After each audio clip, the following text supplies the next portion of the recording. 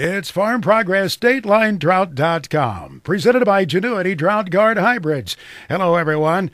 As I join you this Sunday evening, I'm anticipating a whole bunch of activities coming up in this week of interest to the folks in the agriculture community. For one thing, some of you may be headed to the nation's capital for that rally that is planned for the Farm Bill. Various farm organizations are getting together to stage that rally outside the Capitol, and then their members will also call on members of the House of Representatives to try to drive home that point that we have to have a farm bill, that it needs to be passed now in the month of September. So that'll be taking place in Washington this week, and I'm sure many of the members will then be following up, going up and knocking on doors for personal contact with the people they've elected, to say, hey, I voted for you last time. I have a chance to vote for you again, and this is important to us.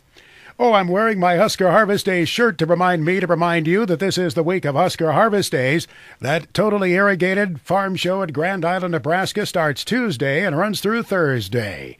And each day they'll have a bunch of field demonstrations taking place. There'll be corn combining, spraying demonstrations, tillage equipment being demonstrated, haying equipment also, balers and bale handlers being demonstrated every afternoon there at Grand Island, the show site a little bit west of Grand Island. They'll have the herding dogs. They'll have the antique plowing, too.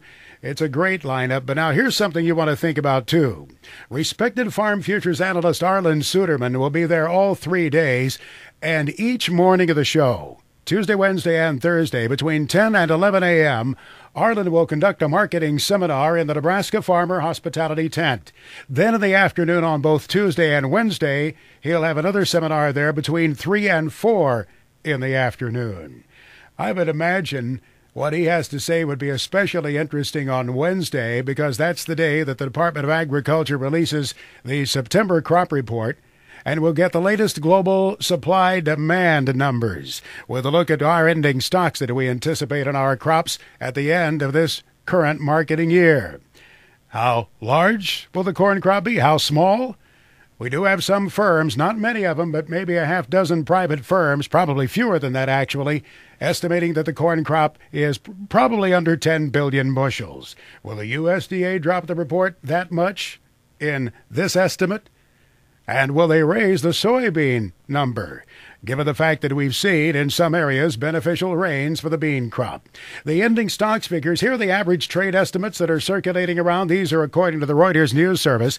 The ending stocks for this current marketing year that ends August 31st of next year, they're looking for a carryout on corn of 592 million bushels, ending stocks on beans of 109 million, and then ending stocks on wheat of 704 million bushels. This drought has eased a little bit in some areas, and that's changed some things. I noticed a soil testing service put out an advisory over the weekend, and they are saying now you can get a better soil analysis because of the moisture that we've received in some of these fields. They had been putting out an advisory a month ago saying that soil tests might not be that accurate this fall.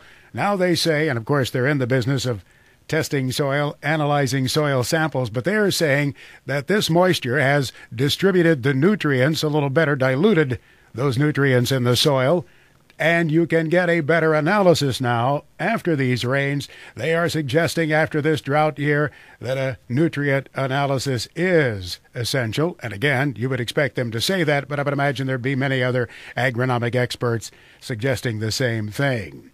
Now, we know that it hasn't changed substantially in all areas. Not all regions in the heart of the country have received the beneficial moisture, I would hasten to point out, just as I'm sure some of you growers would. We hope you'll check in here with us often during the week as Bryce Knorr from Farm Futures, Greg Solier from This Week in Agribusiness, and yours truly will drop in here with additional analysis at Farm Progress, DatelineDrought.com. Presented by Genuity Drought Guard Hybrids. Have a great week.